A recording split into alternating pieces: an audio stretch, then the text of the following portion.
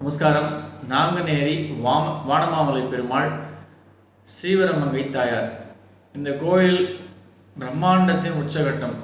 சுயம்பக்த க்ஷேத்திரத்தில் தென்னிந்தியாவில் இருக்கக்கூடிய ஒரு முக்கியமான பெரிய வைணவ திவ்ய தேசம். இந்த கோயிலில் பெருமாள் அமர்ந்த கோலத்தில், அதாவது தெய்வநாயக பெருமாள் தன்னுடைய இடது காலை மடிச்சிருந்து வலது காலை தொங்க விட்டுண்டு, ஸ்ரீதேவி பூதேவி, சூரியன், சந்திரன், அதே போல் மார்கண்டே மகரிஷி, பிருகு மகரிஷி, இவாளோட திலோத்தமை, ஊர்வசி 8 பேருடையும் ரொம்ப சிறப்பாக சேவை சாதிப்பார். இந்த கோயிலுடைய தனி சிறப்பே 365 நாளும் இவருக்கு தைலாபிஷேகம் உண்டு.